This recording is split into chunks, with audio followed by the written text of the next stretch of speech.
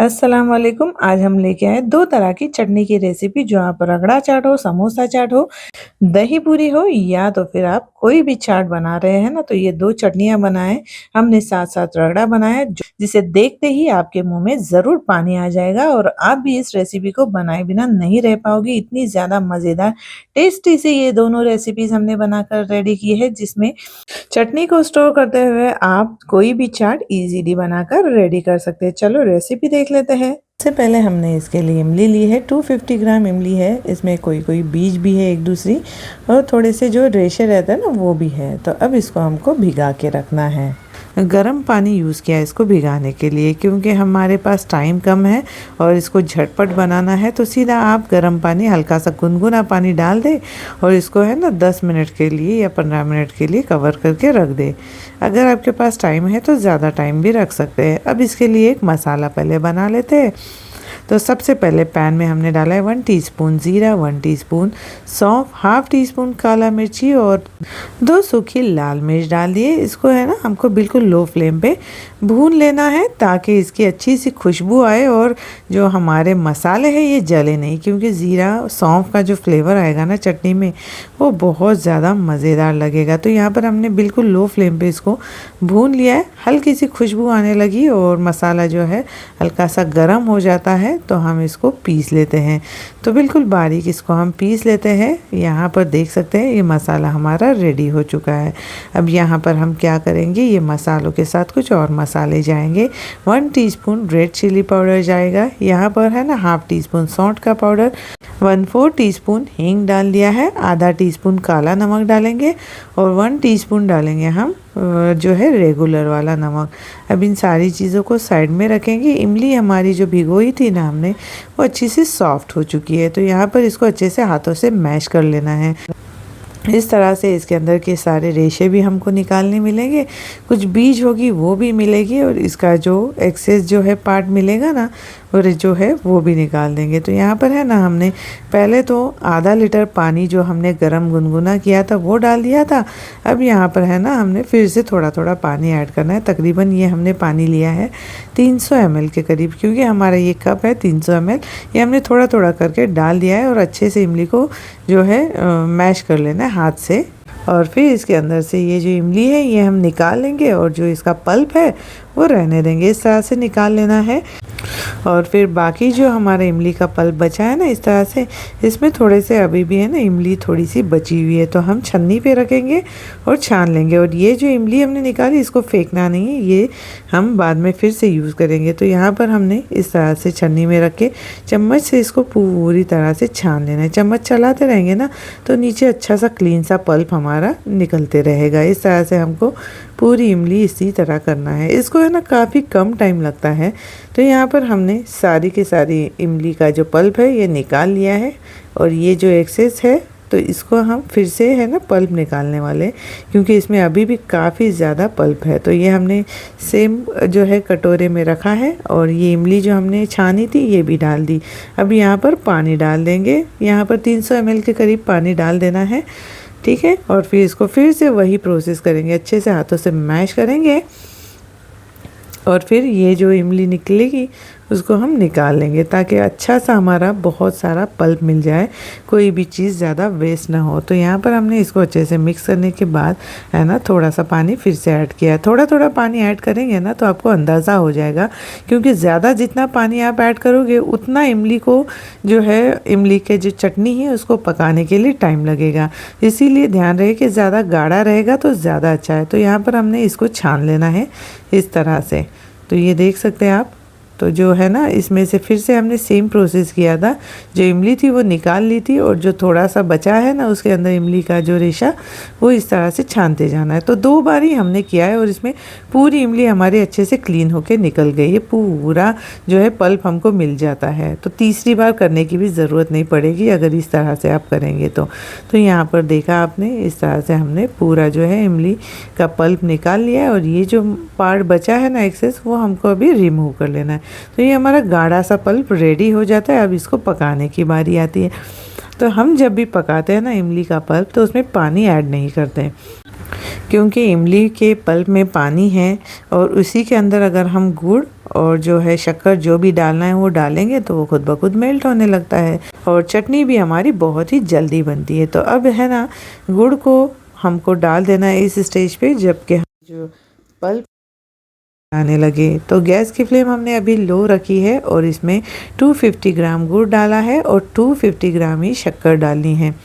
अब यहाँ पर है ना आप या तो शक्कर या तो पूरी तरह से गुड़ भी ले सकते हैं, लेकिन जो भी आप लेना तो जो हमारी इमली होती है उससे दुगना ही लेना है। ठीक है, सिर्फ गुड़ भी आप ले सकते हैं, ज़्यादा हेल्दी रहेगी और ज़्यादा अच्छी रहेगी, फ़ायदा रहेगा। तो यहाँ पर दोनों चीज़ें डाल दी हमने और इसको हम पका रहे हैं मीडियम टू लो गैस पे। ठीक है, अभी इसको है ना ज़रा गुड़ और शक्कर जैसी पिघल जाए ना तो फिर हाई फ्लेम पे इसको सिर्फ 10 मिनट हमको पकाना पड़ा। 20 मिनट से कम टाइम में ये चटनी हमारी रेडी हो गई है। तो यहाँ पर देखा आपने इस तरह से ये गाढ़ी होने लग जाती है तो ये झाग निकाल देंगे, इसका जो ऊपर आता है ये सही नहीं होता, इसको पहले निकाल देना है। और चटनी को हमको इस तरह से ही पकाना है। अगर आपको लगता है कि चटनी है आपकी बॉईल होके गिर जाएगी, कुछ काम में मसरूफ़ है ना, तो फिर आप है ना इसके अंदर एक कोई भी स्पैचुला लकड़ी का डाल के रखो तो चीज़ें उबलती नहीं हैं। तो यहाँ पर हम इसको चम्मच चलाते हुए पका लेंगे बीच बीच में। और हमने काफ़ी ज़्यादा काम भी कर लिया था और चटनी भी हमारी आराम से पक गई थी 20 मिनट में। यहाँ पर देख सकते हैं चटनी हमारी गाढ़ी होना शुरू हुई है। तो अब हम डालेंगे यहाँ पर मसाला जो हमने रेडी करके रखा था। 10 मिनट हमने चटनी को पकाया, उसके बाद ये मसाला डाला और फिर अच्छे से मिक्स किया। अब इसको फिर से 10 मिनट पकाएंगे तो हमारी चटनी रेडी हो जाएगी। इतना आसान तरीका है ना इसको बनाने का। तो यहाँ पर हम इसको अब 10 मिनट और पका लेंगे ताकि आपको फाइनल रिज़ल्ट बता सके। ठीक है, देखा ना आपने किस तरह से गाढ़ी होने लग गई है ये चटनी, देख सकते हैं आप, बिल्कुल परफेक्ट कंसिस्टेंसी है। चटनी हमारी बिल्कुल फाइनल लुक हो गया है इसका।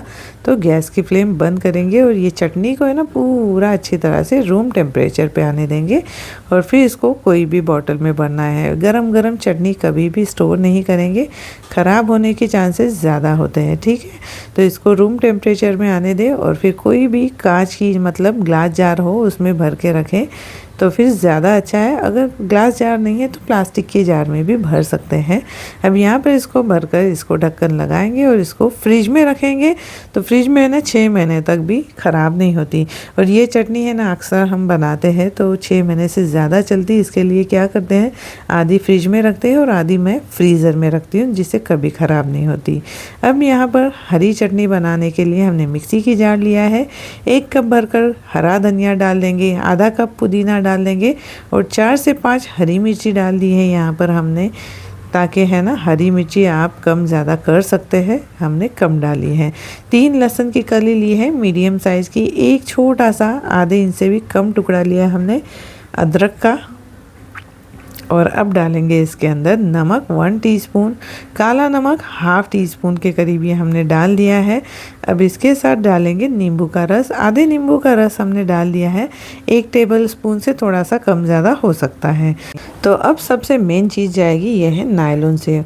नायलॉन सेव गाटियाँ या पापड़ी या तो फिर चना दाल जो रहती है ना रोस्टेड, कोई भी आप ले सकते हैं 2 टेबल स्पून के करीब। और ये डाल दे चटनी में और थोड़ा सा पानी डाल देंगे और आपको है ना इसको बिल्कुल बारीक सा पीस लेना है।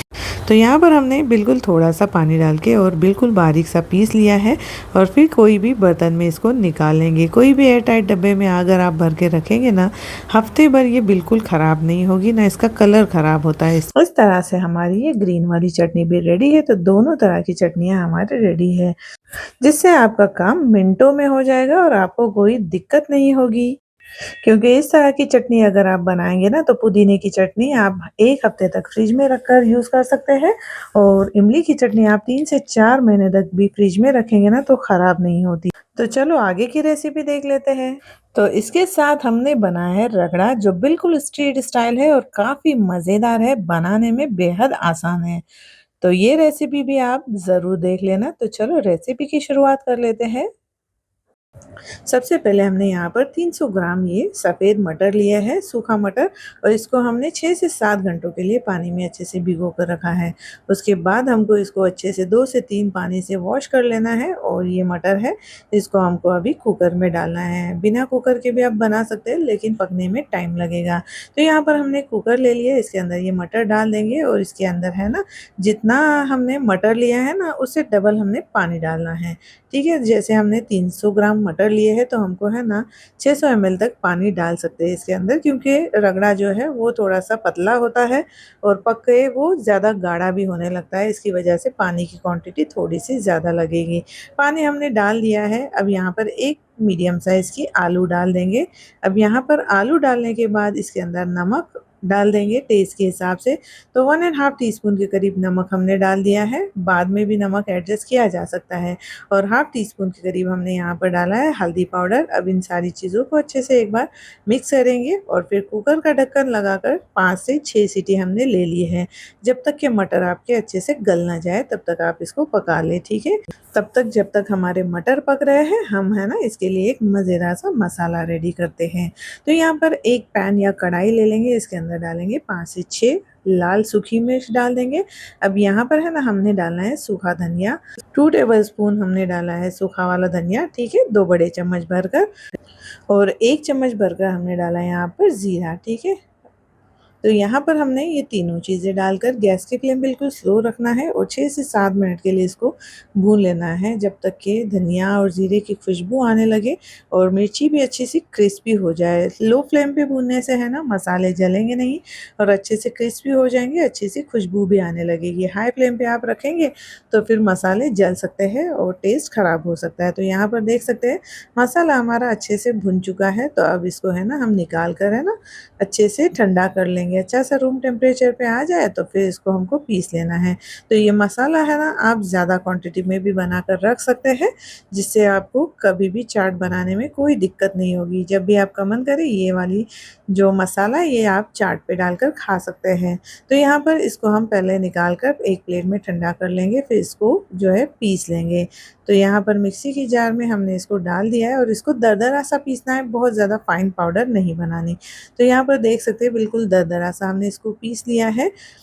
तो हम इसको अब निकाल लेते हैं और इसमें बाकी कोई चीज़ें हैं वो भी हम डाल देंगे साथ-साथ। तो यहाँ पर है ना इसके अंदर जाएगा ये जो है गरम मसाला हाफ टी स्पून के करीब, 1/4 टीस्पून के करीब हल्दी पाउडर डालेंगे, आमचूर पाउडर डालेंगे 1 टीस्पून, काला नमक डालेंगे हाफ टी स्पून, और यहाँ पर सादा नमक हमने हाफ टी स्पून डालना है। और यहाँ पर है ना चाट मसाला डालेंगे, ये है, ये भी हाफ टी स्पून हमने लिया है। तो यहाँ पर है ना सारी मसाले डालकर इसको अच्छे से अब मिक्स करना है। तो सारे मसालों को मिक्स करके आप है ना ज़्यादा क्वांटिटी में बना रहे हैं तो कोई भी एयर टाइट डब्बे में भर कर रखें और जितनी ज़रूरत हो उतना यूज़ करें। तो यहाँ पर है ना चाट मसाला आप थोड़ा सा ज़्यादा भी डाल सकते हैं, क्योंकि चाट मसाले से टेस्ट अच्छा आता है। यहाँ पर हमने इसको अच्छे से मिक्स करना है और फिर इसको दिखा देते हैं आपको।